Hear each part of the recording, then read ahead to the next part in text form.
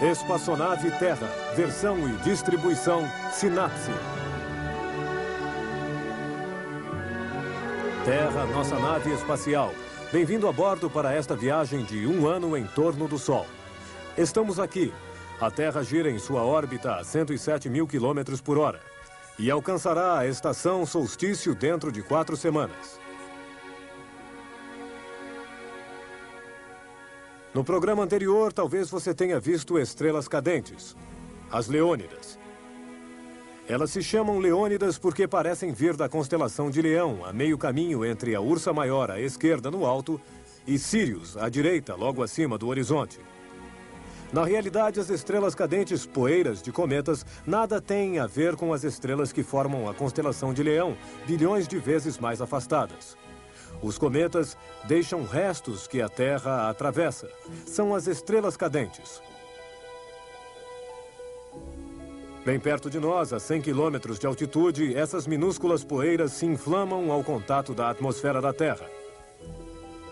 As Leônidas ficam espalhadas na trajetória do cometa Tempel-Tuttle, que a cada passagem, a cada 33 anos, deixa novos restos e provoca uma primavera de estrelas cadentes. O astrônomo italiano Schiaparelli tinha observado uma passagem em 1866 e predisse uma chuva de estrelas cadentes para a vez seguinte. Mas ele não contava com Júpiter, que passou perto da trajetória do cometa. O campo gravitacional do planeta gigante desviou as partículas para longe da Terra. Nada de estrelas cadentes. Desde então, o cometa Tempel-Tuttle passou várias vezes. Ele recarregou sua trajetória com restos novos, alguns dos quais se inflamam ao contato da atmosfera da Terra. Durante milênios, toneladas de meteoritos caíram sobre a Terra. Foram eles que nos trouxeram aquilo que desencadeou a vida sobre a Terra? Isso nós não sabemos. É possível que cometas ou asteroides tenham trazido os elementos químicos necessários para que a vida começasse na Terra. Micro-organismos sobreviventes a uma viagem no espaço, como bactérias preservadas no âmbar durante milênios. Pode ser também que a vida na Terra tenha começado sem contribuições exteriores, por exemplo, sob o efeito de golpes de relâmpago num pântano de metano. O que é a vida? É uma molécula que aprende a fazer uma cópia dela mesma. Sob algumas condições, essa multiplicação teria se produzido espontaneamente sobre a Terra. Essas condições podem existir perfeitamente fora da Terra. Na nossa Lua? Não. Lá não existe atmosfera nem água. As crateras e as marcas de impactos não mudam há bilhões de anos. As únicas marcas de vida são as gravações dos astronautas que caminharam sobre a Lua há 1/4 de século e que também permanecerão intactas por milênios. Haveria vida nos outros planetas ou fora do sistema solar? Estamos sozinhos no universo? Investigamos Marte há séculos. Em 1976, a sonda Viking, que sobrevoa Marte, transmitiu uma foto espantosa. Na paisagem marciana, um rosto humano nos observa. Era apenas, é claro, a sobra de um montículo. Mas, para além da lenda dos pequenos homens verdes, os traços eventuais de micróbios marcianos nos foram revelados. Sobre o solo árido de Marte, distinguimos os traços de antigos rios. Logo, há bilhões de anos, havia água em Marte. Também havia vida? Há 16 milhões de anos, um grande asteroide teria caído sobre Marte, lançando fragmentos de solo no espaço. A massa de Marte constitui apenas 1/10 da massa da Terra. Basta um pouco de energia para colocar pedras em órbita. Uma dessas pedras, transformada em meteorito após ter girado longamente em torno do Sol, finalmente cruzou a órbita da Terra e aterrissou na Antártica. Descoberto e analisado, esse meteorito, esse mensageiro marciano, teria fornecido provas de vida primitiva. Aqueles que ainda duvidavam disso agora podem ter certeza desses traços ínfimos de micróbios. Também procuramos do lado de Júpiter. As sondas espaciais sobrevoaram Europa, uma das luas de Júpiter. Sua superfície é uma crosta espessa de gelo que talvez cubra o oceano. A presença d'água faz pensar que lá poderia existir vida. Mas que vida a menos 150 graus centígrados? Pelo menos bactérias, como aquelas que vivem em nossas geleiras polares, mas certamente não extraterrestres que dividiriam nosso entusiasmo pela exploração espacial. Sondas espaciais exploram Saturno também. Talvez houvesse micro-organismos em Titã, um satélite de Saturno. Mas em nenhum lugar do Sistema Solar existem extraterrestres com os quais nós poderíamos fazer verdadeiros contatos. E fora do Sistema Solar? Provavelmente sim. Mas onde encontrá-los? Em nossa galáxia, dentre os bilhões de estrelas, seria preciso encontrar algumas delas que se parecessem com nosso Sol. Dentre essas estrelas, seria necessário encontrar aquelas que têm planetas. Dentre esses planetas, aqueles que tivessem uma atmosfera e condições necessárias à vida. Seria preciso encontrar extraterrestres que tivessem evoluído exatamente à mesma velocidade do que nós. Se eles são menos desenvolvidos, não podem se comunicar. Se eles são mais desenvolvidos que nós, talvez já tenham nos descoberto, mas nós não interessamos a eles. No tempo que passa pelo universo, nossa civilização atual é apenas um momento muito breve. Para nos comunicarmos com os extraterrestres na outra extremidade da galáxia, seria preciso que todos esses critérios coincidissem. Então, poderíamos nos comunicar. Porém, tal encadeamento de coincidências é pouco provável. O encontro com extraterrestres mostra bem que há uma grande diferença entre aquilo que é possível e aquilo que é provável.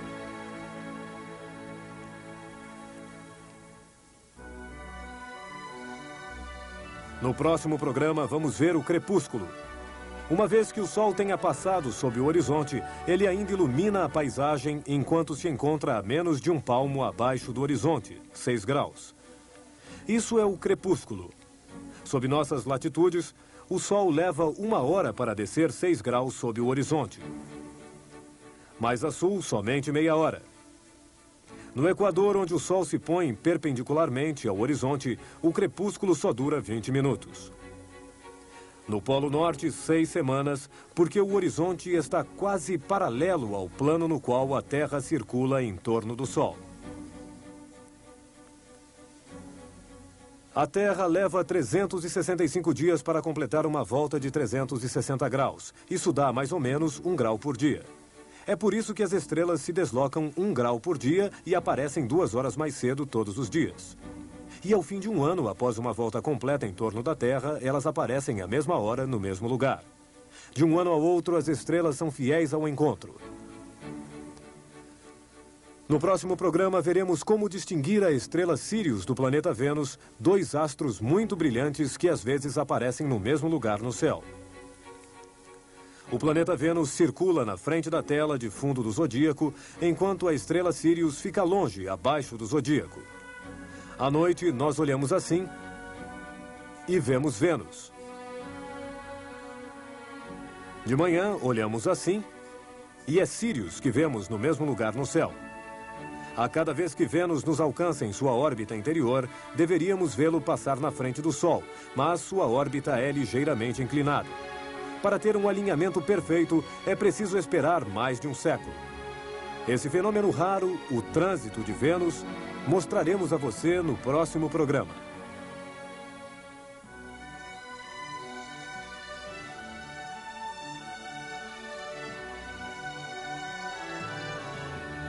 Boa viagem, todos em órbita.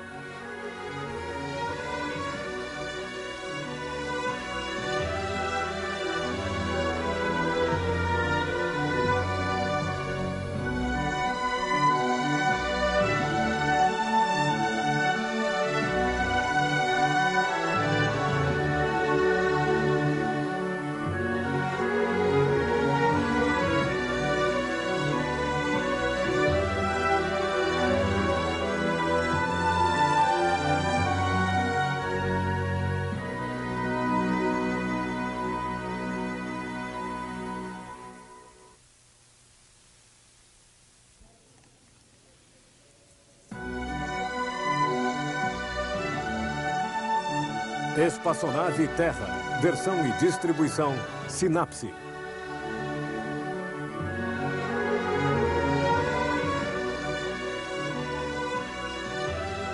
Terra, nossa nave espacial. Bem-vindo a bordo para esta viagem de 1 ano em torno do Sol. Estamos aqui. A Terra está nos levando do equinócio de outono ao solstício de inverno que alcançaremos dentro de 3 semanas. O eixo da Terra aponta sempre na mesma direção e a metade norte da Terra se volta cada vez mais contra o Sol.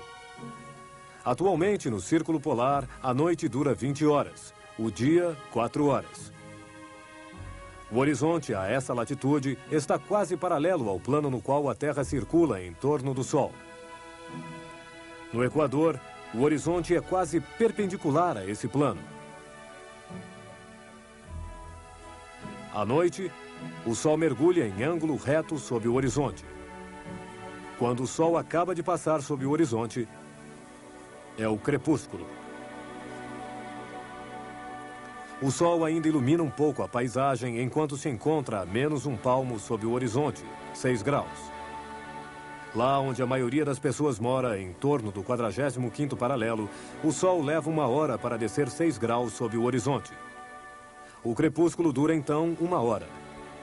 Ao meio-dia, na Tunísia ou na Sicília, a trajetória do Sol é mais rápida. Ao fim de meia hora, o Sol já desceu 6 graus abaixo do horizonte. O crepúsculo só dura meia hora. No Equador, em 20 minutos é noite.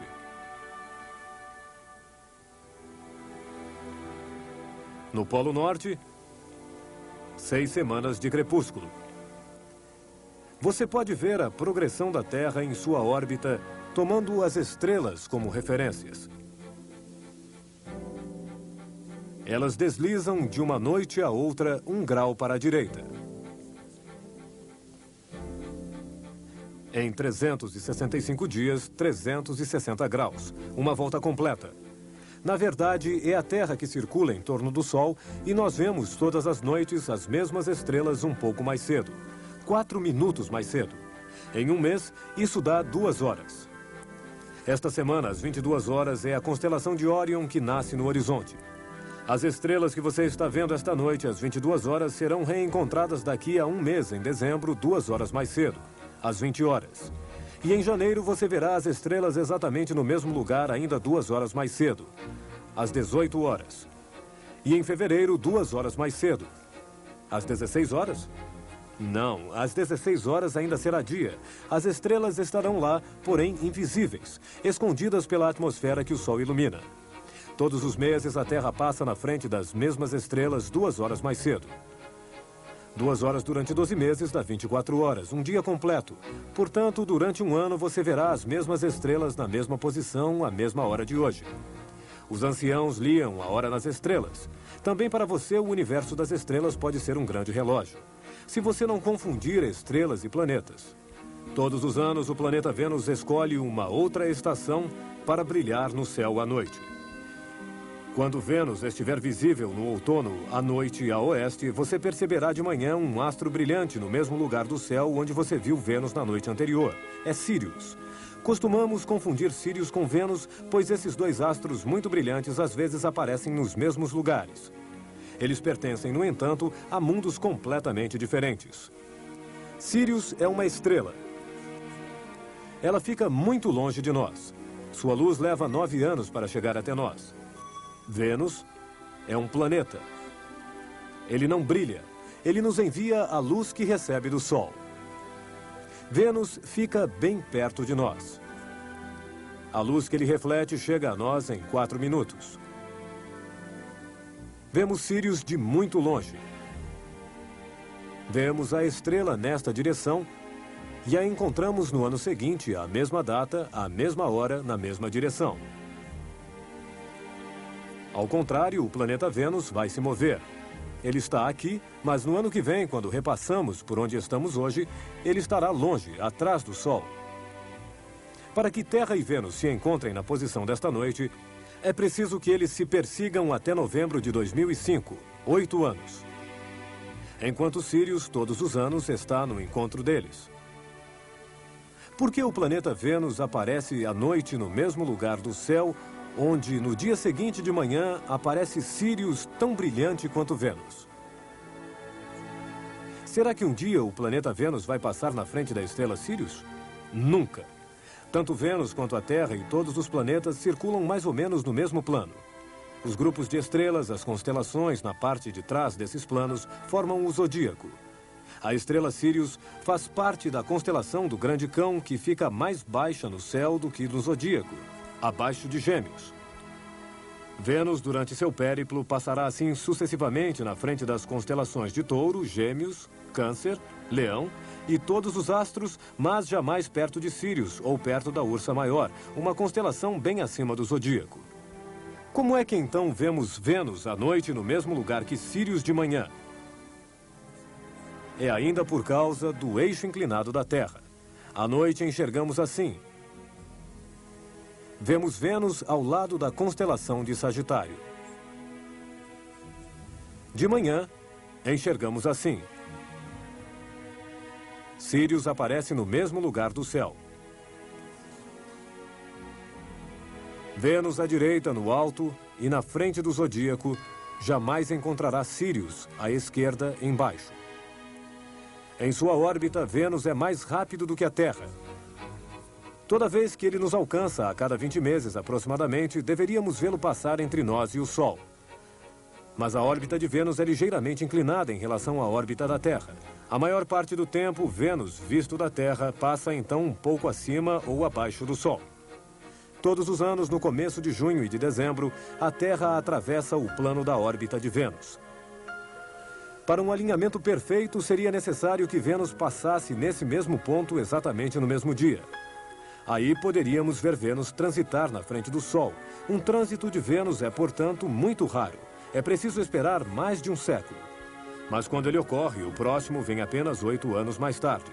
Em 1761, o astrônomo francês Le Gentil viaja para as Índias para ver o trânsito de Vênus, um pequeno ponto negro que, em algumas horas, passa na frente do Sol.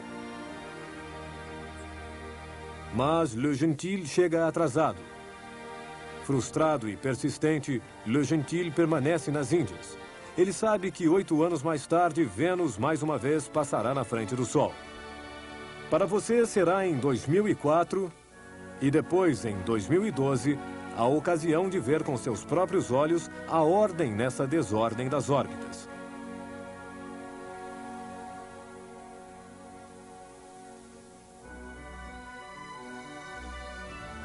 No próximo programa, veremos como os astros estão ligados entre si. Mercúrio está ligado ao Sol, bem próximo. Ele tem que girar bem rápido em sua órbita para contrabalançar a enorme força de atração do Sol, que detém sua rotação em torno de seu eixo. Em Mercúrio, você poderá ver um pôr-de-sol duplo. E Vênus? Por que gira em sentido inverso a todos os outros planetas? Foi a força gravitacional do Sol que o deteve, talvez até desequilibrado e invertido. Veremos os troianos, 2 grupos de asteroides sob influência do planeta gigante Júpiter. Eles formam com o Sol triângulos perfeitos. O mesmo fenômeno ocorre em torno de Saturno, onde 3 satélites dividem a mesma órbita. Círculos em torno dessas luas desenham em tamanho ampliado a forma universal do hexágono que nós encontramos por toda parte na natureza. Nossa Lua está ligada à Terra. Ela não pode girar livremente em torno de si própria e nos mostra sempre a mesma face. E no próximo programa mostraremos a você a face escondida da Lua.